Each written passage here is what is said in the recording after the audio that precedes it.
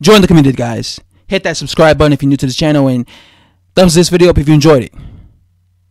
Wladimir Klitschko is not facing Dillian Whyte. Wladimir Klitschko is not coming back from a layoff and making his ring return to face Dillian Whyte.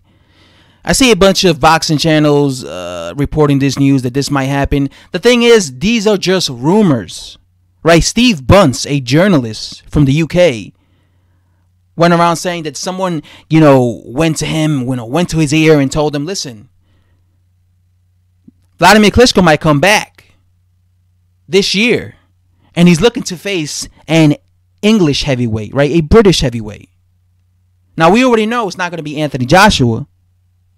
We also already know it's not going to be Tyson Fury, because Anthony Joshua is looking to face Jarrell Miller or Dillian Whyte, right? We know it's not going to be Tyson Fury because Tyson Fury is looking to face Deontay Wilder. So people are presuming that, oh, that means it might be Dillian Whyte, right? But again, this is not confirmed. These are just rumors. They're thinking it might be Dillian Whyte, just like they're thinking Wladimir Klitschko might actually come back, right? So these aren't, confirmed.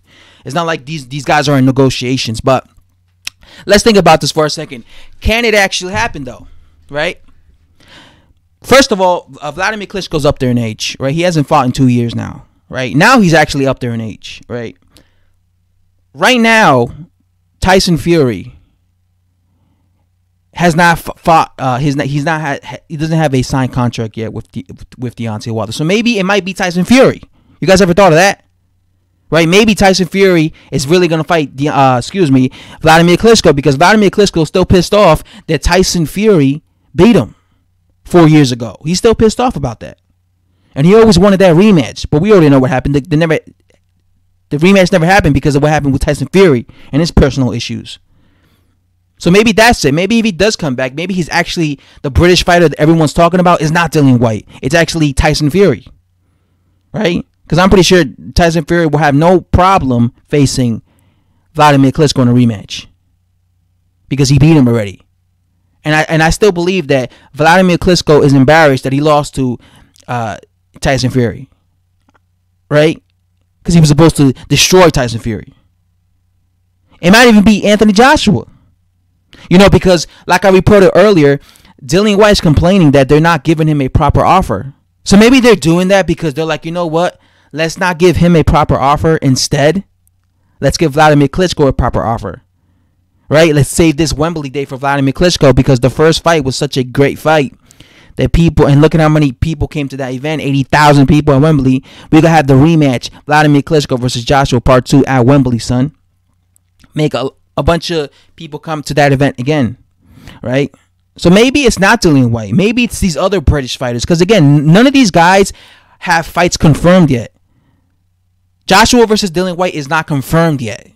Just like Tyson Fury versus Deontay Wilder is not confirmed yet. So if what Steve Bunce said is true, and if Wladimir Klitschko is coming back and he's on the scouts, he's scouting British fighters, those three guys are possible opponents, not just Dillian Whyte. Those three guys, Fury, Whyte, and Joshua, right?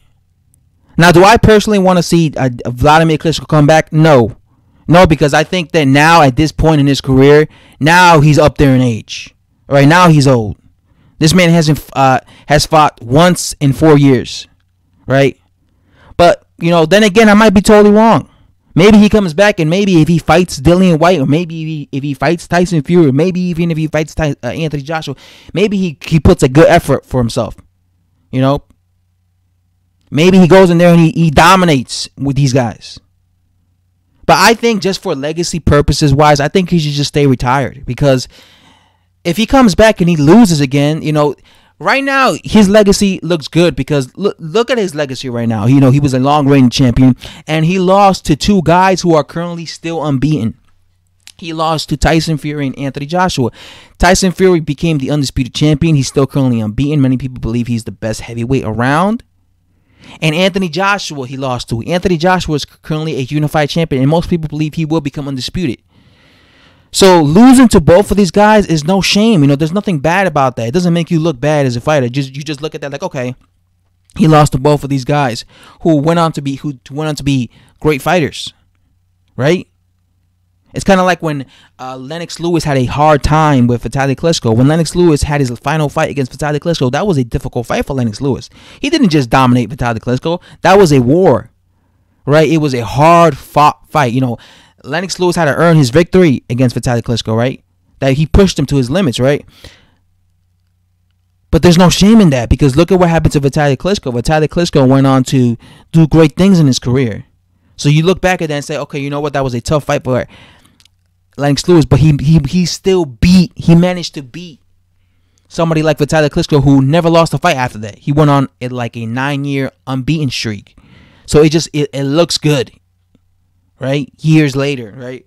It's like when Dillian Whyte got stunned against it's like AJ got stunned and rocked against Dillian Whyte. But look at Dillian Whyte. He's went on to not lose a fight since then. He's just been knocking guys out left and right.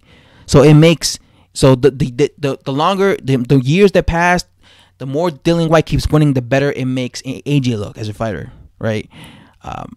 So I think that's what it is with Wladimir. I think he should just stay retired. You know, he shouldn't be pissed off that he lost against AJ and Tyson Fury. And I know when it comes to champions, fighters, they don't like to retire having a loss on the record, right? I'm pretty sure every fighter wants to retire with a win, even if it's against a bum. At least have a win, not lose via getting knocked out. But the thing is, if you keep fighting at a certain age, it's just gonna make it worse, because you might end up fighting a bum that you think it's an easy fight to retire against, and then you end up losing against him.